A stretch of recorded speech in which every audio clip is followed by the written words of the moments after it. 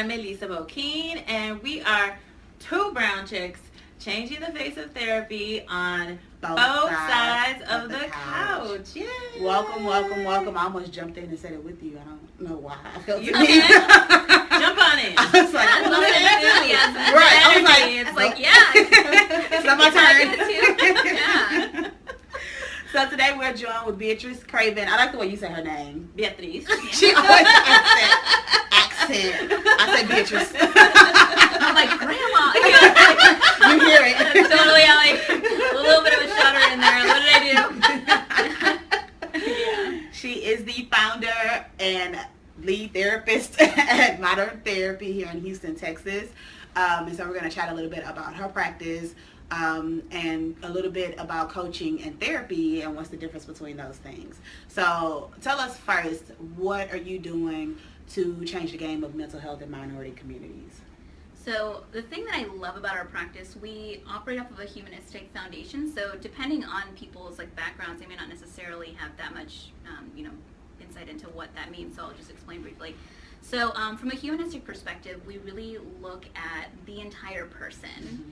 And so, at least for me, whenever I was first going into therapy, I've never fit in a box. Ever. Mm-hmm. And whether or not it was being an immigrant kid, being in communities where people didn't necessarily look like me, being creative. Mm-hmm. There were just so many things that I was I'm not going to be very easy to pin down. Mm. And so I think I was looking for someone who was going to slow down and really try to understand me, mm-hmm. not their idea of me, just based off of the exterior, but really going beyond that and taking all of that into consideration as I understand how this person might move through the world. Mm-hmm. And so that's what we do as a humanistic practice, mm-hmm. is that we are really taking our time to just understand your unique story. Mm-hmm. What did it tell me about? I'm not going to make an assumption just because of the color of your skin that you're very close to your family, you have dinners on Sunday. Right. You know what I mean? If someone told me that, tell me about Sunday dinner, I'd be let's talk about that a little bit. Yeah. And so it's more of the sensitivity to understanding and asking certain questions based on the things that I don't know. So it's really coming from a place of curiosity, right? And wanting to understand the fullness of that person, right? Including all of that. Mm-hmm. So my hope is that people really feel that with our therapists. Mm-hmm. It's I'm not gonna jump into this place of assumption. I'm mm-hmm. gonna jump into this place of really securely holding your story, right. and bringing to light all of the facets and all of the ways that you uniquely experienced all of these parts of you and the way that they interact in your life experience. I love that because Eboni and I talk about that all the time too, is just how, yes, you want to bring in the piece of culture and race, right, and still not make assumptions even within right. that. Right.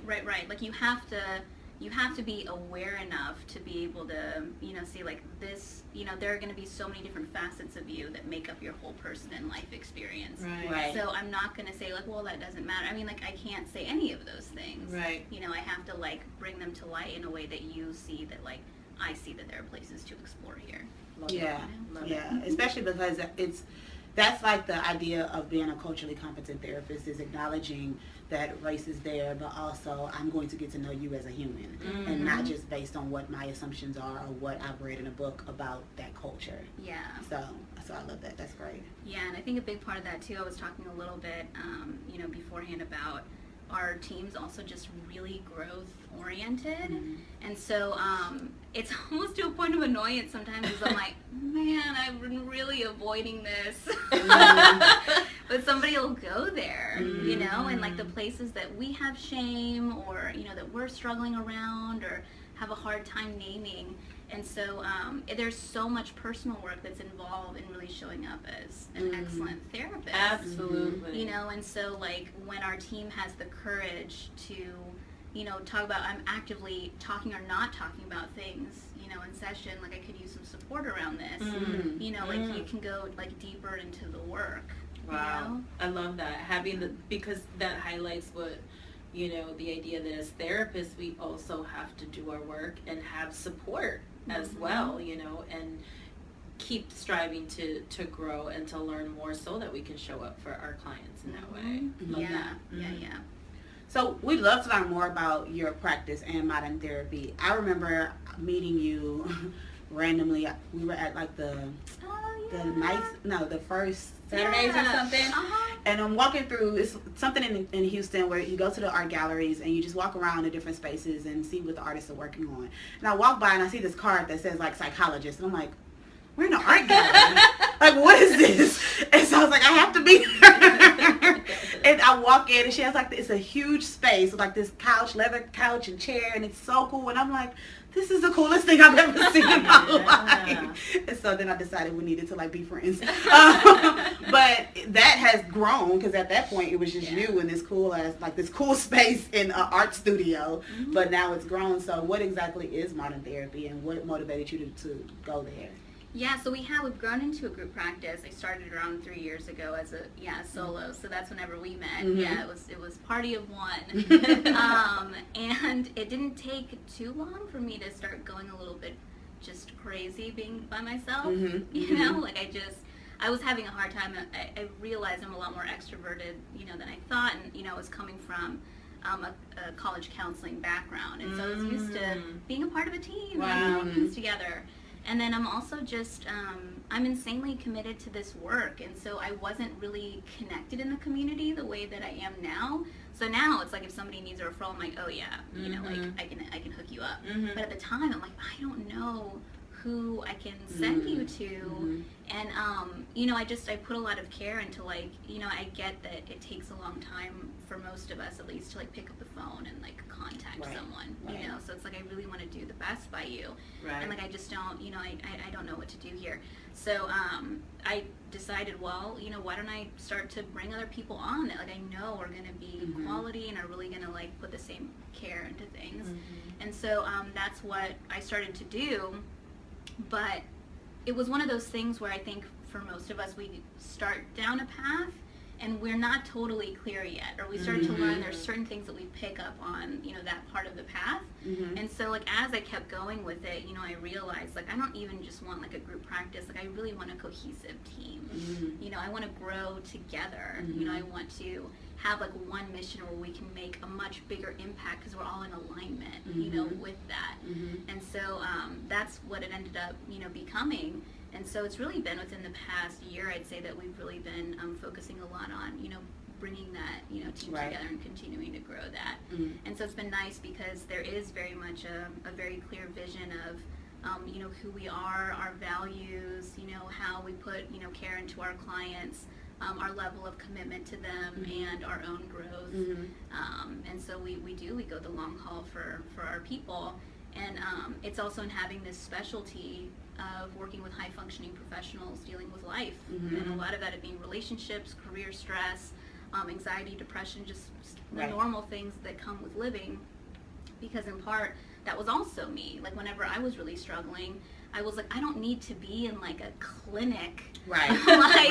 You know what I mean? Yeah. But it's like, but I'm like, my self-esteem is in the trash, it's like a young woman, like developing, trying to find my place in the world and just like suffering. Right. And so I'm trying like to come into my own, and there's just so much of my own story and path that like I'm stumbling through. Right. Mm-hmm. And so again, like I was looking for that person, and so what we've done is really created a space for that high-functioning person where people would look at you and they wouldn't know the things that you carry quietly inside yourself.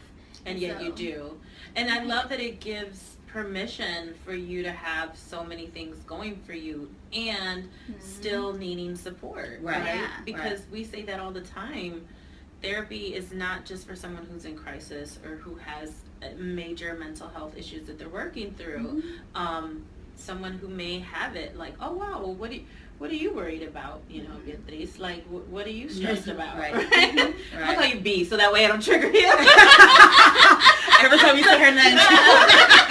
I'm just kidding. I actually love it. B. Because I can't say Beatriz. That's not right. No, I'm not. I'm just kidding. I actually love it. Okay. That is funny.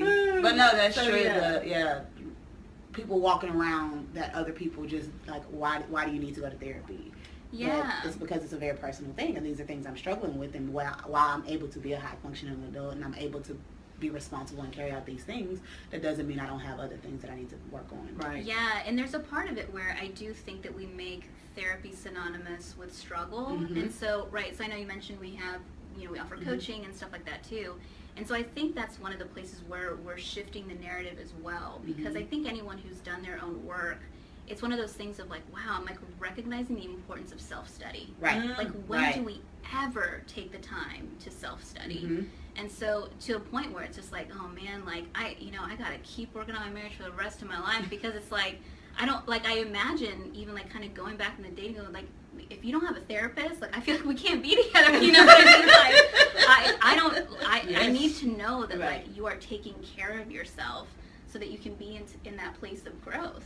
I need to know that you're committed to your own growth. Yeah. Right? Yeah. Because if I'm committed to my growth and you're not, there's going to come a point where we're going to come to a head, right? Like, okay, so either my growth is going to be stifled, or, you're going to meet me where I'm at and work on your growth, or we're going to part ways, but having that same commitment to growth.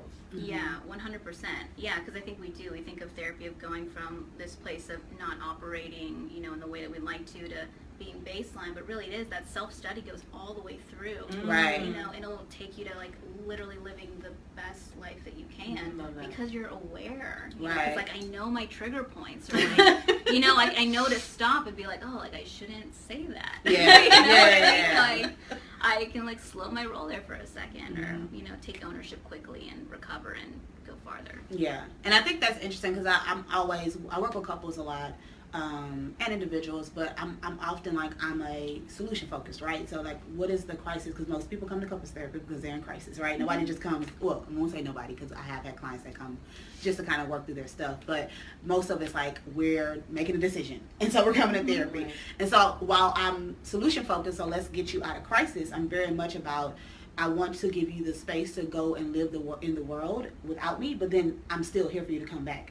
It's not supposed to be a one and done. It doesn't have to be like you go to therapy for 6 weeks or 6 months or whatever, and then you never see a therapist for the rest of your marriage. Yeah. Like, that's not necessarily what it's about. Yes, I want you to be able to go out and use these skills and practice, but there are going to be times you're going to fall short, or, things are going to come up that you still need to work on later on, and that's okay. It doesn't mean therapy has failed. It doesn't mean you have failed. It just means that there's something new we need to address, because that's life, and as life changes, you have to do new things, you have to try new things, you have to get help sometimes throughout it. So Right. There's no shame in that. there's nothing wrong with that. Yeah. So you mentioned the coaching, so I want to go ahead and talk about that. So there's therapy and there's coaching at Modern Therapy. So can you explain, just for people, because I do feel like something you said kind of triggered a thought of, I think a lot of times the reason why I'm thinking even minority therapists decide to do some type of coaching is because it seems less threatening than therapy. Because there are times when people say, like, I don't want to tell anybody I'm in therapy, but I have to tell someone I have a life coach. Right. It feels more comfortable. So I'm curious, what are the differences between therapy and coaching, and how do you know which one you should be? This is like such an interesting thing for me, because so I have my own therapist, I have my own coach. They're two separate people, because they're very much two very distinct ways of practicing. And even for us, so we have a coach on staff, we have therapists on staff, and I'm just now moving into some of the coaching stuff myself as well. And so it's one of those things where we're even like listening for when people benefit the most as they're figuring out like what is the right thing for me to do. And so the idea with therapy is that so the way that you'll hear it described a lot is coaching is focused on the future, therapy is focused on the past. And I'm like, well, I'm a therapist. And right. I'm like, what? Not what I do. Like that, exactly. I'm like, we're not just talking about mom. We're talking about like what's happening now, and how. So that always confused me. I'm like, I get lost there. But really the distinction is therapy is about healing and unpacking, and coaching is about building. And so if I have a certain vision for my life, those are the things that I'm really focused on moving towards. And there are going to be certain barriers, obstacles, challenges that come in my way. I'm going to even like get in my own way for sure with these things. And so I'm going to be naming things that might actually be more appropriate for me to unpack in a therapy. So I can say, yeah, I'm having a really hard time here because some of my own personal stuff is going on. I have to have a certain level of awareness to get the most out of coaching. So one thing that we've found is the people who benefit the most from coaching already have a really good sense of self-awareness, all of that, like they've already done some of their personal work, or start out in therapy and then shift into coaching, or otherwise do them in tandem. And so that's what we'll do with a lot of our folks, where they'll have one person for a coach and then another team member for a therapist, and like they'll start to learn too, like quickly, of like, hey, I need a therapy session before I can make forward movement on this stuff, because it's like I am all up in all my reactivity, or just there's certain things going on, like I need to get a clear sense of this so I can focus on the building thing here. You know, and so that's where that lies, is like I have a very clear vision that I'm actively, you know, building towards. There's a lot of actionable steps and like small goals and things that go, you know, with that. And it is a lot more homework driven. So depending on a therapist and their style, people might find, yeah, like we do a lot of homework and things too. With my style, it's a lot more of an unfolding of, be listening for this as it comes up. It might be, certain skills that we pair, with that. But it feels very different from, I'm going to market and reach out to 5 people between now and next week to like hit this goal. You know what I mean? So those are some of the distinctions there. Okay, that makes sense. I like the way, because I have heard that past and future thing, and I'm like, my clients talk about the future all the time. Am I doing therapy wrong? We always talk about the future. I like to get a vision of what they want the future to look like, so we can have goals to go toward. Absolutely. So that's a good way of looking at it, is unpacking versus building, and healing versus building. I like that. I like that a lot. I thought you were going to say something. No, I would chat with her before this. Oh, y'all already had this conversation. Got it. Anywho. So what do you think, working with high functioning professionals, what do you see as the biggest block or issue that they're dealing with, especially Black and Latinx communities? Oh, that's a great question. Well, because that's part of it too. It's also like getting in the door. You know what I mean? So there are one of the biggest things, it's almost like, in some sense, mental health privilege shame.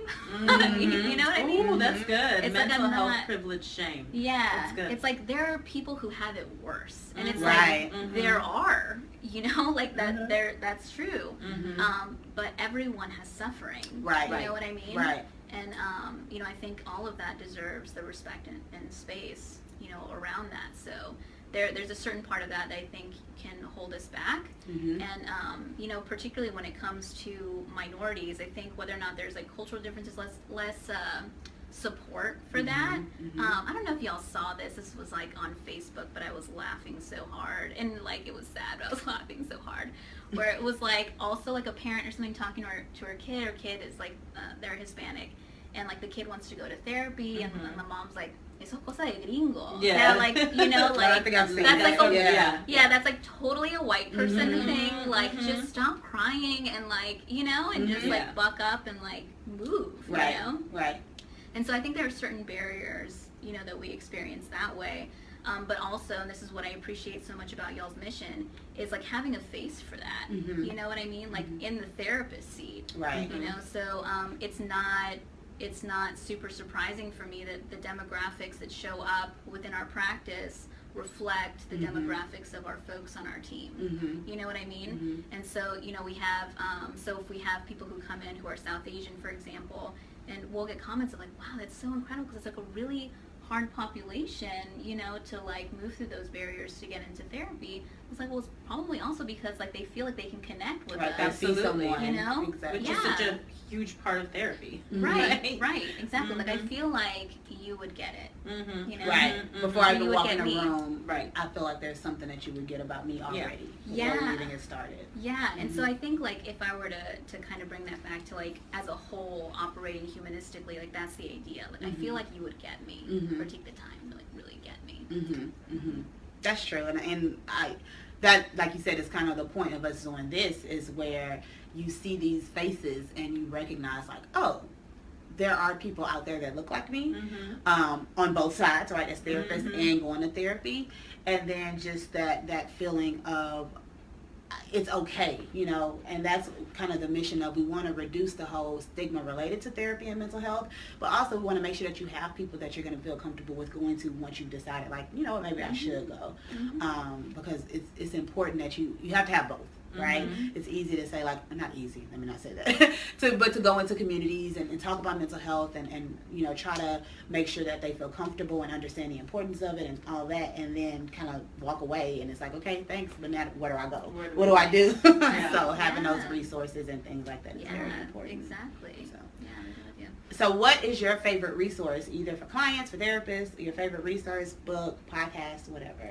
Man, see, that's one of those things that was like that's really hard for me because it's like so many things. So many. Yeah. All the things. Yeah. Yes. Like all of them. So I think like with this idea of commitment to self-study, commitment to growth, I think it's just that openness of like whatever it is that's making you curious or whatever it is that you feel like you could use some light around in your life, like giving yourself the space to like listen to podcasts or, you know, like I think, you know, it's even interesting, even stuff like, I don't know if y'all listen to The Moth. Y'all ever listen to The Moth? No. Oh man, I love The Moth. It's so good. Because it's just stories. And like some of them will make you laugh, some of them will make you cry.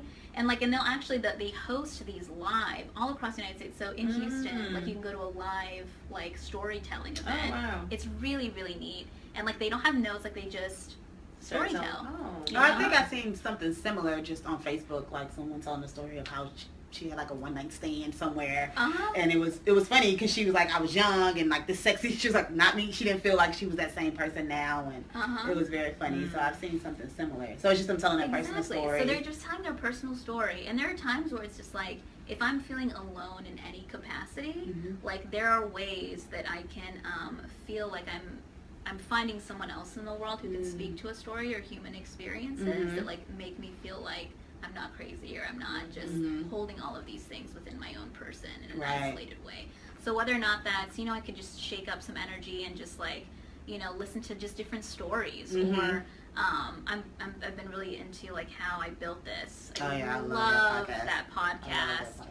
And so it's like really nice to hear people who are building and creating things. So, you know, if I'm feeling, you know, kind of alone in my own ways of like kind of building and creating my own stuff, like it's cool to like be, you know, listening to folks and all of the things that they've been through to help bring some of that vantage point and comfort. So it gives you that sense of connection and humanity. Right. So whatever it is that I feel like is calling people, just, you know, give yourself the space to do that and take the time, you know, to dedicate to your growth. Yes. I love it. Yeah. Okay, so what makes you a dope therapist? Oh God, I don't know. Yes, you do. You know. Oh God, You that's like my own stuff. But yeah, I can talk about the team. I can talk about modern therapy. Exactly.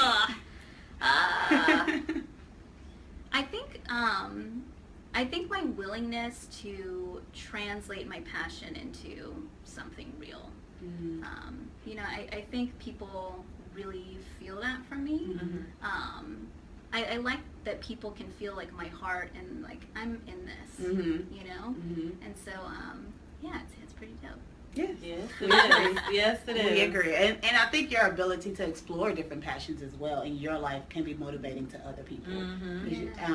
One thing I like to talk about a lot is, as a therapist, sometimes we feel like everything has to be focused on being a therapist. And I can't have other things outside of that. And if I do, I can't share it with the world because I'm supposed to be like this therapist. Like, I don't even know how else to describe it. Like, that's all I do. That's what I put out into the world. And so seeing you kind of explore photography and travel and things like that can be motivating to other people of like, okay, it's okay for me to share these different parts of me, whether they're therapists or not. And so I think that makes you dope as well. Oh, thanks. And actually, if there's anything, I'd say like that's really important to have other things, and especially like, I mean, for sure if you own your own practice, but especially if you own your own group practice, to me it's like very similar to that concept of like you can't put like the weight of everything on your partner to like be your other half. Right. You know what I mean?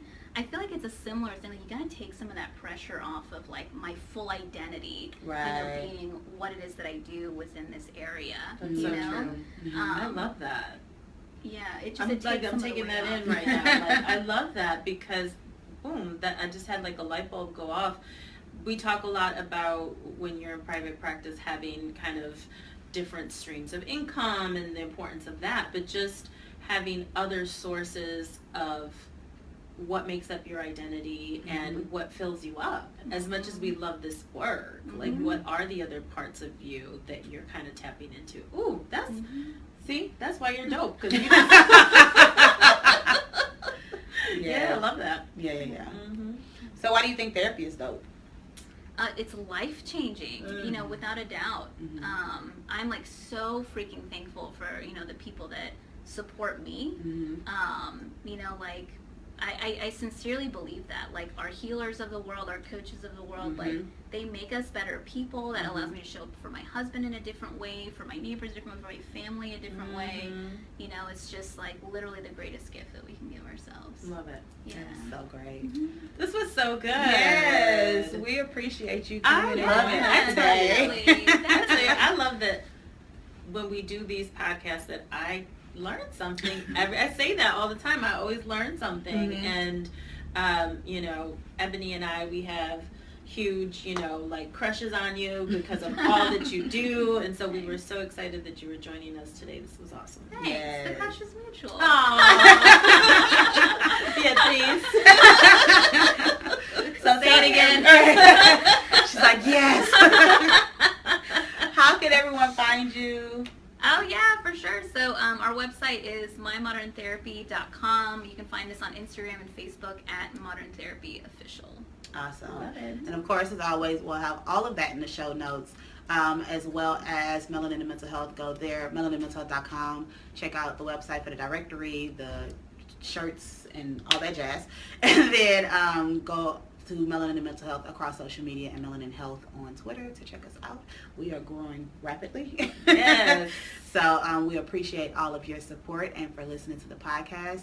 Tomorrow, well, if you're watching the live, tomorrow we'll be at Glittered and Goals. Yes. At the Share Space, and we'll be speaking about relationships, of course, because that's what we talk about. And I think we're talking about being business partners and friends and that type of stuff as well. So just different types of relationships. So if you haven't bought your tickets, go to Glittered and Goals on Facebook or For Real Dough on Facebook, and you can get your tickets in the link of those. I mean, on Instagram, you can get your tickets in the link in those bios. And Yay! good. All right, thanks for joining. Bye. Bye.